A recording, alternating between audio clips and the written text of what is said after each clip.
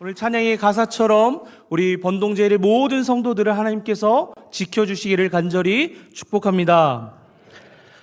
요 얼마 전에 2024년 새해를 맞은 것 같은데 벌써 한 달이 지나서 2월의 첫 주 주일 오후 예배를 드립니다. 지난 송구영신 예배 때 부임하여서 나름 한 달간 열심히 달려왔던 저에게 무엇이 간절한지 여러분 아십니까? 바로 쉼입니다. 그래서인지 언젠가부터 저에게 간절히 기다려졌던 것은 무엇이냐면 설 연휴입니다. 그런데 무엇인가를 간절히 기다리면 더디 온다고 하죠. 설 연휴가 더디 오는 것 같은데 벌써 며칠만 지나면 그 설 연휴를 맞게 됩니다. 이런 말이 있습니다. 시간이 쏜살같이 지나간다. 다들 알고 계시죠? 세월의 빠름이 정말 놀랄 때가 정말 많이 있습니다. 어쩌면 저보다 오늘 헌신을 다짐하는 우리 아브라함과 안나 그리고 윤희계 회원 모두가 그렇게 느끼고 계시지 않을까 싶습니다. 내 나이가 언제 이렇게 먹었지? 이런 얘기들, 이런 말들 자주 되뇌이시죠? 나이별로 느끼는 인생의 체감 속도가 있다고 합니다. 10대 때는 10km, 20대는 20km, 30대는 30km라고 합니다. 여러분들은 지금 몇 킬로로 달리고 계십니까? 네. 이렇게 소통하는 설교 너무 좋습니다. 여러분 제가 어떤 나이를 갖고 있는지 알고 계신 분들이 계신지 모르겠지만 제 마음만큼은 20km로 달리고 싶은데 어느새 40km로 달리는 그런 나이가 되었습니다. 그런 제 나이를 보면서 정말 세월이 야속하다라는 생각을 하게 됩니다. 그런데 정말 우리가 나이가 들수록 시간이 더 빨리 가는 것일까요? 제가 궁금해서 찾아보았습니다. 그런데 생각보다 많은 사람들이 이 주제를 가지고 연구하고 나름의 주장들을 하고 있는 것을 보게 되었습니다. 그 중에 하나를 소개해드리자면 젊었을 때의 그 경험은 하나하나의 그 개별의 경험이기 때문에 나이가 들면 이미 경험했던 것들은 대부분이어서 하나의 덩어리로 인식된다고 합니다. 그래서 개별의 기억들이기 때문에 그것들은 시간이 더디 가는 것처럼 느껴지고 반대로 하나의 덩어리로 기억되어지기 때문에 시간이 빨리 간다라고 느껴진다고 합니다. 예를 들어서 우리 어린아이가 공원을 간다고 생각해 보십시오. 그 공원을 가는 그 길은 우리 아이에게 굉장히 다채로운 경험이 될 겁니다. 공원을 걷는 그동안 이곳저곳에서 보는 것들이 새롭고 여러 소리들이 들려옵니다. 계절마다 공원이 입는 그 계절의 색깔이 달라지잖아요. 그래서 그 아이는 그것을 통해서 그 모든 사건들이 생소하기 때문에 각각 별개의 기억으로 저장한다라고 합니다. 반면 어른들은 어떻게 될까요? 공원 걷는 일, 공원 가는 일이 새로운 일일까요? 생소한 일일까요? 아니에요.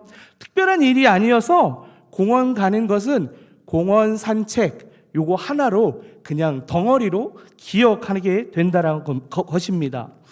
쉽게 말씀드리면 이 기억을 단순화해서 시간이 금방 흘러간 것처럼 그렇게 되어지진 않았지만 그렇게 느끼게 된다라는 것입니다.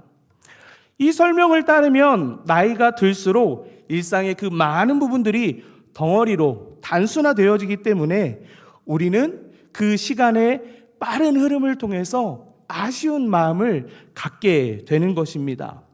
여러분 마음 가운데서도 그 아쉬운 마음들이 있으시죠? 갑자기 저만 있는 것 같으네요. 여러분 마음 가운데 그 세월이 빨리 흐르는 것에 대해서 아쉬운 마음들 다들 있으시죠? 이 연구를 한 사람들이 이 아쉬운 마음이 생기는 사람들에게 제안한 방법이 있습니다.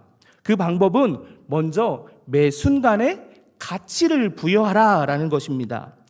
순간순간에 의미가 생기고 특별해지기 때문에 덩어리된 기억이 아니라 하나하나의 새로운 기억들이 되어서 시간의 흐름이 이전처럼 느리게 흘러가는 것처럼 느끼게 된다고 합니다. 또 하나는 새로운 경험을 하라는 겁니다. 우리가 많은 나이를 먹어가면서 그 나이만큼 많은 것들을 경험하며 왔을 수 있습니다. 그런데 그럼에도 불구하고 우리가 아직 경험하지 못한 것들이 분명히 있을 것입니다. 여러분들께서 경험하지 못했던 그것들을 경험함으로 우리의 빠른 그 시간을 멈춰볼 수 있는 그런 선택이 여러분 안에 있기를 축복합니다. 제가 이렇게 말씀드리면 여러분 가운데 이런 말씀을 하실 분들이 있을 수 있습니다. 에이 목사님, 내 나이가 얼만데요? 얼마긴 얼마입니까? 모세가 하나님께 부름받은 나이가 몇 살이었죠? 죽은 날 말고요. 소명으로 부름받은 날 80세에 부름받았습니다. 그리고 갈렙이 앞서가시는 분들이 계세요. 갈렙이 이 산지를 내게 주소서라고 얘기했던 나이가 몇 살이었죠? 85세였습니다. 사라가 이삭을 낳았던 그 나이가 몇 살이었죠? 90세였습니다. 오늘 대다수 앉아 계신 분들 나이가 80이나 85세나 90세 그 언저리에 계실 텐데 그 나이와 비슷하다라고 하면 여러분이 더 매 순간순간 의미 있게 사시고 새로운 것들을 경험하여서 왜 그 빨리 가던 시간이 안 가지? 시간 좀 빨리 가라! 라고 행복한 비명을 외치시는 우리 어르신들 되시기를 간절히 축복합니다. 이 시간 서로를 한번 축복했으면 좋겠습니다. 이 시간 축복하며 인사를 나누실 때 뭐라고 인사하냐면요, 내 나이가 어때서? 라고 인사하겠습니다. 우리 옆에 있는 분들 바라보시면서 인사하겠습니다. 내 나이가 어때서? 내 나이가 어때서? 예. 그렇습니다. 우리의 나이가 어떻습니까? 특히 아브라함과 안나 그리고 윤희계 회원들 그 나이가 어떻습니까? 여러분 그거 아십니까? 우리의 시선을 과거에 두며 살면 오늘 우리는 가장 나이가 많은 날을 사는 겁니다.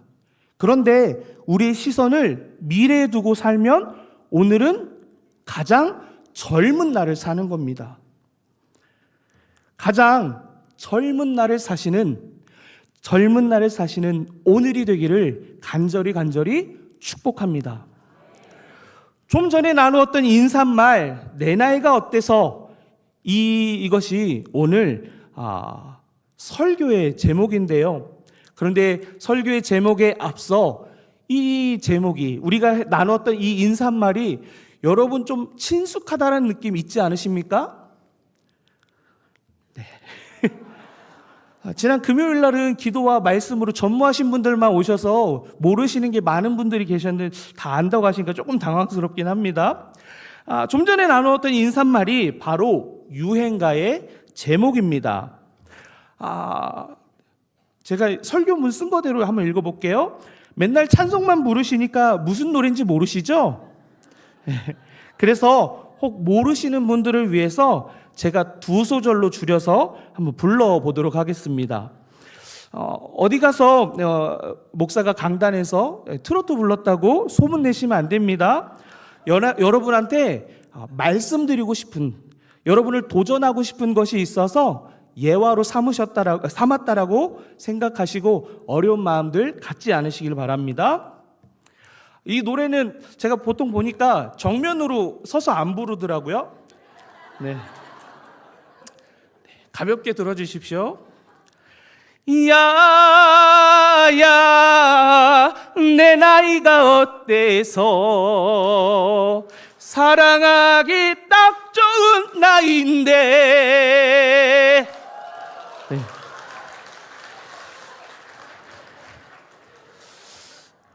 네, 은혜스러운 말씀을 전할 때보다 호응이 더 커서 당황스럽습니다. 네, 세상 사람들이 부르는 노래입니다. 이 노래의 가사는 어떤 의미를 갖고 있냐면 나이가 많더라도 지금이 사랑하기 딱 좋은 나이라고 노래합니다. 나이가 많아도 지금 사랑하겠다라고 말하고 있는 겁니다. 저들이 그렇게 노래하는 동안 이 자리에 헌신을 다짐하며 나아가는 여러분들은 어떤 노래를 부르고 계십니까? 어떤 노래를 부르시기 원하십니까? 작년에 오랜만에 교회 학교들이 성경학교와 수련회를 가졌습니다.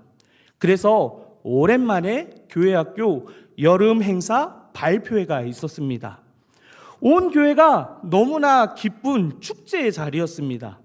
그런데 그날 장례가 있어가지고 그 발표회를 마치고 우리 권사님들을 모시고 장례식장을 가게 되었습니다. 그 차에 타신 권사님들이 오랜만에 본 그 교회 학교 발표회 학생들의 모습을 보면서 하나같이 보기 좋다고, 너무 좋았다고 입을 모아 칭찬을 하셨습니다. 그리고 그 말씀 끝에 따라오는 말이 있었는데요. 어떤 말인지 아십니까? 늙은 우리가 하면 보기 안 좋아, 이렇게 말씀하셨습니다. 그 말씀이 제 마음에 좀 남아 있었던 것 같습니다. 오늘 헌신 예배를 몇 주 앞에 제가 설교라는 것을 알게 되었습니다. 그래서 무슨 설교를 하면 좋을까 이런 고민을 하고 있었는데 오늘 아브라함회 회장님이신 우리 정선용 장로님께서 전화를 주셨습니다. 목사님, 저희 회원들에게 필요한 설교를 해주세요. 부임 설교여서도 부담되었는데 타겟을 정해놓고 그렇게 설교해달라고 하니까 더 부담이 되더라고요. 다행인 건 오늘 목사님께서 지난번 강신일 목사님 때만큼 힘있게 저에게 기대감을 주는 광고를 안 해주셔서 마음의 짐은 좀 덜었지만 제 안에 부담감은 분명히 있었습니다. 어떤 말씀을 전하면 좋을까 이런 고민을 하고 있을 때 작년에 그 권사님의 입술을 통해서 들었던 그 말이 떠올랐습니다. 여러분, 정말 늙은 우리가 하면 보기 안 좋을까요?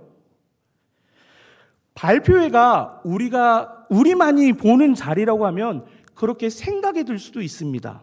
그런데 발표회는 우리만 보는 자리가 아닙니다. 그러면 누가 보는 자리죠? 하나님, 바로 하나님 앞에서 보이는 자리입니다.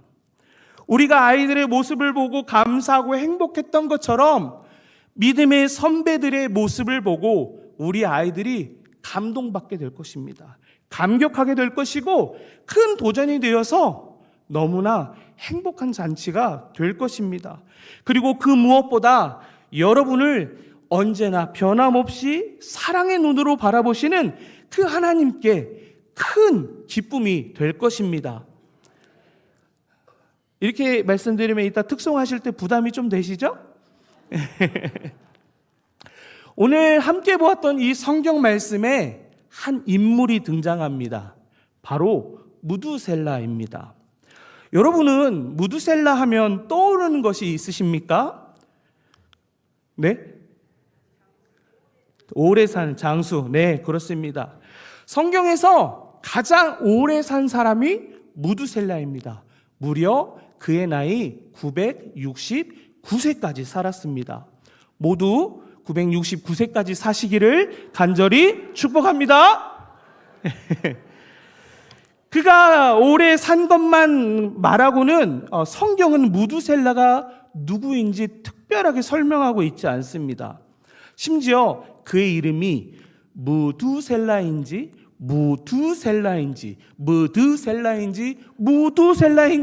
써보라고 하면 헷갈리실 분들이 분명히 이 안에 계신 줄 압니다. 그만큼 우리에게 특별한 정보가 없는 사람입니다. 그러나 말씀을 준비하는 저는 찾아봐야 되잖아요. 그래서 그에 대해서 찾아봤더니 성경 가운데 이 사실을 알게 되었습니다. 바로 무두셀라의 아버지가 에녹이라는 겁니다. 에녹은 어떤 사람이지요? 성경은 그를 하나님과 동행한 사람이라고 말하고 있습니다. 그리고 그를 하나님께서 데려가셔서 세상에 있지 않다고 말하고 있습니다. 그 무두셀라는 하나님과 동행하는 아버지의 모습을 보며 살았던 것입니다. 우리가 신앙생활을 하면서 그리고 말씀을 읽으면서 한 번쯤 그런 소망이 있지 않은가 싶습니다. 나도 에녹과 같이 하나님과 동행하다가 하나님 데려가시면 좋겠다. 우리 자녀들에게 에녹과 같은 아버지가 되어서 그 모습 보여줬으면 좋겠다 하는 그 소원 말입니다. 여러분, 그런 소원 가지고 계시다고 다음 주에 다 어디로 사라지시면 안 됩니다. 성경을 조금 더 관심을 가지고 보면 무두셀라에 대한 또 다른 사실을 알게 됩니다. 그것은 바로 방주를 만든 노아의 할아버지라는 겁니다. 성경은 노아에 대해서 창세기 6장 9절에서 다음과 같이 말합니다. 노아는 의인이요 당대의 완전한 자라. 그는 하나님과 동행하였으며. 아멘. 노아는 하나님께 은혜를 입은 사람입니다. 그는 하나님의 은혜로 의인, 완전한 자라고 칭함을 받았습니다. 뿐만 아니라 그의 증조 할아버지 에녹과 같이 하나님과 동행하는 사람이었습니다. 이 무두셀라는 하나님과 동행하는 손자의 모습을 보며 살았습니다. 무두셀라는 그의 나이 187세에 그의 아들이자 노아의 아버지인 라멕을 낳았습니다. 그리고 그 라멕은 182세에 노아를 낳았습니다. 그러면 무두셀라가 손자인 노아를 품에 안은 나이가 369세입니다. 그 사이에 많은 자녀들을 낳아서 실제로 노아를 그 무두셀라가 품었을지는 모르겠습니다. 하지만 세월이 지나서 그 하나님이 노아의 삶에 찾아와 주셨고 그 노아에게 하나님의 계획을 말씀하셨습니다. 죄로 만연한 이 세상을 보신 하나님은 사람들을 그 지으신 것을 한탄하셨고 근심하셨습니다. 그리고 지면에 있는 모든 것을 쓸어버리겠다라고 하셨습니다. 그 일은 실제로 노아가 600살이 되는 해에 일어나게 되었습니다. 엄청난 비가 하늘로부터 쏟아졌고 땅의 모든 것을 덮어버렸습니다. 그리고 하나님의 말씀에 순종하여 방주를 만들고 올라탄 노아의 가족과 동물들만이 구원을 받게 되었습니다. 그런데 여러분, 기억하고 계십니까? 무두셀라가 손자인 노아를 본 나이가 몇 살이었는지? 369세였습니다. 그러면 한 가지 더 기억하고 계신지 모르겠습니다. 홍수가 땅을 덮었을 그 해에 노아의 나이가 몇 살이었는지? 바로 600살이었습니다. 그러면 계산을 한번 해보시기 바랍니다. 무두셀라가 손자인 노아를 본 나이 369에 홍수가 땅을 덮었을 때 600을 더하면 몇이죠? 969라는 숫자를 만나게 됩니다. 969, 이 숫자가 왠지 친숙하지 않으십니까? 바로 무두셀라가 살고 죽었던 나이입니다. 홍수가 일어난 그날에 무두셀라가 죽었는지 아니면 홍수가 일어나는 그 해에 홍수가 나기 그 직전에 무두셀라가 죽었는지 성경은 기록하지 않고 있습니다. 하지만 분명한 것은 홍수가 일어난 그 해 969살이 되는 해에 무두셀라는 죽었다라는 겁니다. 아버지는 하나님과 동행하여 하나님이 데려가시고 손자는 하나님과 동행하여 인류의 그 재시작을 위한 그 귀한 역할을 감당하고 있을 때 969년이란 세월 동안 무두셀라는 무엇을 하고 있었을까요? 성경의 증언과 성경의 기록은 무두셀라의 삶을 세 줄로 기록하고 있습니다. 아들을 낳았고 몇 년을 지내며 자녀를 낳았고 969세에 죽었다. 어쩌면 하나님이 이 무두셀라를 구원하시기 위해서 이 무두셀라를 기다려 주셨던 그 세월이 969년은 아닐지 모릅니다. 이 자리에 헌신을 다짐하며 나아가는 교회 가장 어르신들이 계십니다. 그리고 그보다 젊은 나이들이 있습니다. 그럼 오늘이 우리에게 마지막 날이라고 한다면 내가 살아온 삶에 대한 기록, 그 기록이 여러분은 무엇이길 원하십니까? 혹 성경이 더 기록되어져서 우리의 삶을 기록한다라고 하면 그 성경에 여러분의 삶을 무어라 기록하기를 원하십니까? 하나님과 동행한 사람?